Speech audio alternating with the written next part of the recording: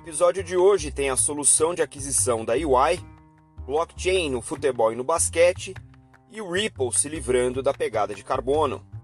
Eu sou Maurício Magaldi e esse é o Block Drops, o primeiro podcast em português sobre blockchain para negócios. As notícias que você ouve aqui não têm qualquer vínculo com o meu trabalho atual, não configuram nenhuma forma de patrocínio, propaganda ou incentivo para o consumo e têm o foco exclusivamente educacional para o mercado. A gente já trouxe aqui no podcast uma nota sobre a perspectiva da EY em relação ao uso de blockchain público para operações em ambiente corporativo. Os executivos encarregados de blockchain da EY são pró-blockchains públicas no contexto do corporativo. E uma das soluções que a EY colocou de pé é um protocolo chamado Baseline, que é uma maneira de cercar um ambiente fechado, controlado, utilizando como infraestrutura o blockchain do Ethereum. Esse protocolo Baseline ele já está em funcionamento do ponto de vista de testes e provas de conceito para vários casos de uso, que a gente também já trouxe aqui no podcast. E o que eu trago para vocês essa semana é a mais nova implementação utilizando esse protocolo Baseline, agora no ambiente de compras e aquisições no mundo corporativo. Esse processo de compra e aquisição no mundo corporativo invariavelmente se utiliza de sistemas in-house chamados ERPs, os Enterprise Resource Planning. Esses sistemas são tradicionais no mundo industrial, em serviços, em comércio, onde você administra não só a sua base de estoque, etc., mas também as transações financeiras, as transações do ponto de vista fiscal, contabilidade, folha de pagamento. Então, em geral, são sistemas grandes, complexos e difíceis de integrar. E quando você faz compra entre um fornecedor e um cliente, você invariavelmente vai utilizar dois desses sistemas. O que o EY Opschain Network Procurement faz é permitir que as empresas executem essas atividades todas utilizando como base um conduíte transacional construído em cima do blockchain do Ethereum. Então, mais do que conectar dois ou mais ERPs de empresas diferentes, o que essa solução traz é escrever em modo programático, utilizando smart contracts do Ethereum, as regras de negócio daquele contrato de compra e venda. Então, isso padroniza uma série de passos, uma série de processos, dentro desse processo maior em relação à compra e venda. Mas, além disso, ele traz a transparência do blockchain, porque todo mundo que está envolvido naquela transação vai obedecer ao mesmo arcabouço, daquela série de regras escritas nos smart contracts. Isso aqui pode ser pensado como eu estou trazendo um contrato de compra e venda que alguém teria que assinar para o ambiente programático em cima da blockchain, registrando isso de maneira imutável e transparente para todas as partes envolvidas, dando consenso, ou seja, aceitação de parte a parte de que aquelas regras são as regras aceitáveis pelos envolvidos e registrando conforme esse contrato ele é celebrado ali dentro daquele ambiente transacional. O mais interessante do ponto de vista operacional até é que um contrato ele não necessariamente representa uma transação. Então, quando grandes empresas fazem contratos de fornecimento, você tem diferentes condições, você tem diferentes prazos, você tem diferentes momentos de entrega, você pode ter diferentes produtos ou serviços sendo ofertados e contratados sob um mesmo contrato, o que torna a gestão dessas entregas muito mais complexa quando você faz contratos de empresas grandes ou cobrindo vários aspectos da operação, né? Então a ideia de fazer isso com smart contract, gradualmente esse contrato vai ficando, por mais complexo que ele seja, conforme as entregas venham sendo feitas, os pagamentos são demandados, você pode ir registrando isso gradualmente na blockchain e comunicando de parte a parte o estado que estão essas entregas e o estado que estão esses pagamentos. É uma solução muito interessante, é interessante que utilize Ethereum da maneira como eles construíram com o Baseline, e eu acho que pode trazer um grande ganho em eficiência para operações muito complexas, porque afinal de contas existe um trabalho grande de gestão de disputa quando os contratos não vão bem. E isso é um dos trabalhos que o blockchain vem para resolver de maneira mais simplificada. Nossa segunda nota de hoje é uma nota, são duas notas na verdade, envolvendo blockchain no espaço do basquete e do futebol. O primeiro caso, que é o caso do NBA Top Shots, ele é um aplicativo de jogo colecionável em cima de uma blockchain chamada Flow. A mesma empresa que criou os famosos CryptoKitties, que foram os primeiros jogos colecionáveis em blockchain, está lançando esse NBA Top Shot, que ainda está em versão, passou de versão beta para versão full agora. E isso aqui é um jogo colecionável, como eram os jogos de carta colecionáveis físicas. Esse aqui é um jogo de carta colecionável digital.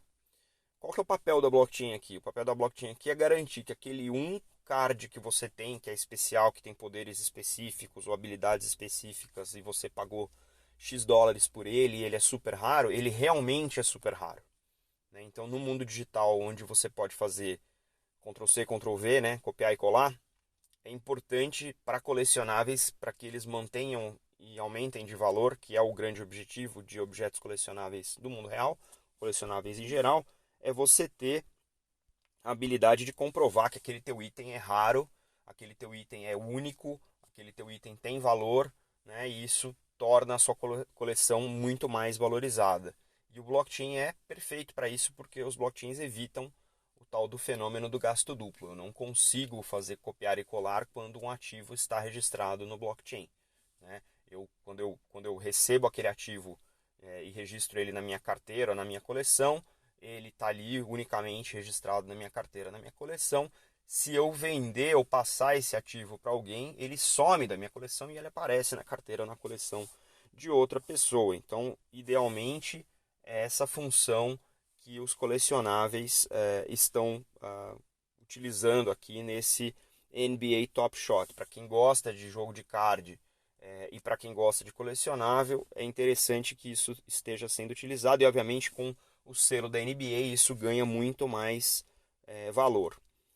A nota associada é o Paris Saint-Germain, que fez aí um contrato com a Sorare Blockchain, né, o PSG, clube famoso aí do futebol, né? É uma empresa que está trabalhando utilizando o blockchain com suporte da Consensys e da Ubisoft, que são Consensys é um player, a gente já trouxe aqui um player grande do espaço do blockchain, recentemente comprou aí o domínio do blockchain Quorum, e a Ubisoft, que é um gigante do jogo, né, dos jogos, né? Então, mesma coisa, aqui a ideia é utilizar, nesse caso, o Ethereum, e as cartas digitais estão registradas no token não fungível do Ethereum, o ERC721. Né? A ambição aqui, obviamente, é começar com o PSG, mas, obviamente, ampliar para os maiores times, né? Então, tem concorrentes já utilizando outros mecanismos para colecionáveis. Aqui o artigo cita a Fantastic, que já tem colecionáveis do Real Madrid, do Arsenal, do Borussia Dortmund, que são grandes times de futebol. E por que eu trouxe esses dois links para vocês? Para vocês entenderem a importância de, num momento em que a gente está com uma mobilidade social física, né, presencial limitada, atividades que requerem o reconhecimento único de determinados ativos, como os colecionáveis, estão vendo muito valor e muita grana, não só valor do ponto de vista de negócio, mas grana do ponto de vista de resultado, em levar para o mundo blockchain, onde a unicidade ela é comprovada, esses itens colecionáveis que a gente não pode mais trocar, porque fisicamente pode ser que eu não consiga estar presente junto com um outro colega colecionador e eu não possa passar um item que potencialmente está contaminado para esse outro colecionador, ou receber um item contaminado. No mundo digital a gente não vai ter esse problema, então o blockchain com essa característica, né, da unicidade e do limitador do gasto duplo passa a ser, para essas empresas que trabalham com colecionáveis, a principal saída para monetizar esse momento da pandemia. E isso, obviamente, fica, né, porque uma vez que você começou a colocar grana, né, você, consumidor, começou a colocar dinheiro dentro desse ambiente, passa a ser o seu ambiente principal transacional. Vamos ver que outros jogos famosos, né, de cartas colecionáveis vão passar a adotar o blockchain como backbone para garantir isso no mundo digital. A Ripple, que é uma blockchain que a gente não comenta muito aqui, porque não tem muita novidade sendo circulada, lançou uma nota essa semana, o link está aí para vocês na descrição do episódio, com a ambição de se tornar a primeira blockchain, a primeira rede blockchain livre de pegada de carbono. Essa ação, quando eu li, eu achei que era uma ação em que eles iam fazer não só alguma ação em termos de infraestrutura para garantir que os data centers que processam Ripple fossem alimentados apenas por energia verde, energia renovável, mas a nota é um pouquinho diferente, né? O que a Ripple fez foi comprar certificados de atribuição de energia renovável. O que é isso? São certificados que você adquire e esses certificados, eles de maneira contratual, direcionam esse dinheiro da aquisição para fontes de energia renovável. É quase como um crédito de carbono, só que é um crédito de energia renovável.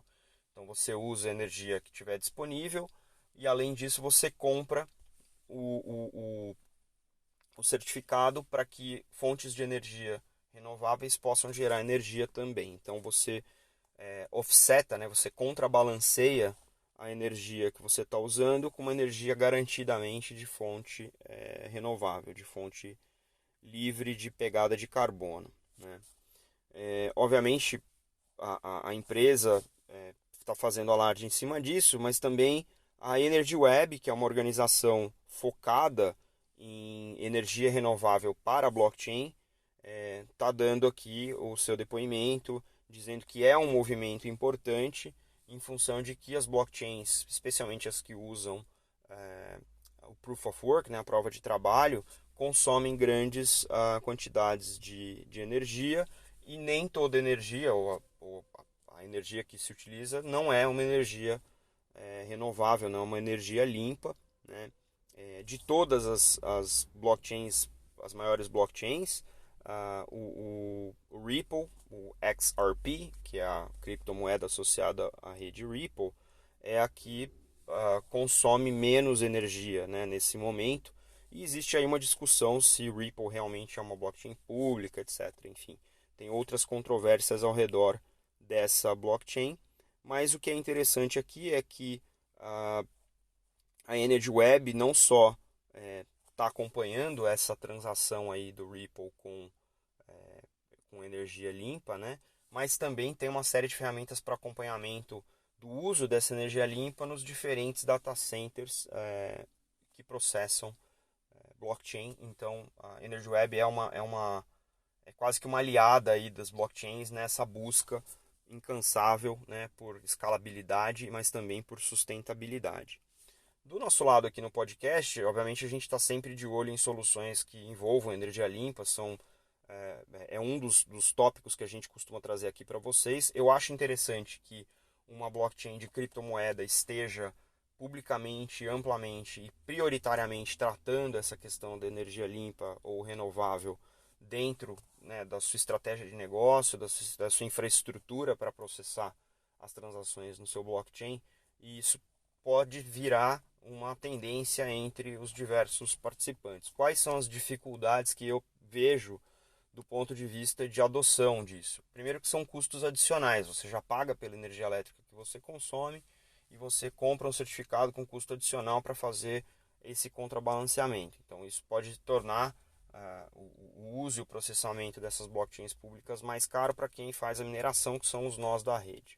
Segundo os próprios nós da rede, isso são pessoas rodando ou empresas rodando essas máquinas para fazer a transação, né, o consenso das transações de maneira ampla e distribuída, e não existe uma política comum que obrigue nenhum dos nós especificamente a adotar essa política. Então é interessante ver como é que essas coisas vão pegar, ou se vão pegar, nessas outras infraestruturas.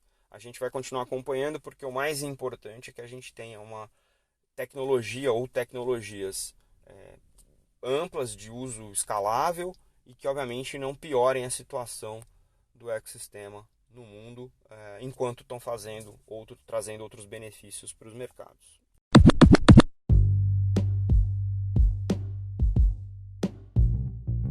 Você pode ouvir o Block Drops Podcast nas plataformas Numis, Google Podcasts, Apple Podcasts, Spotify e Anchor FM.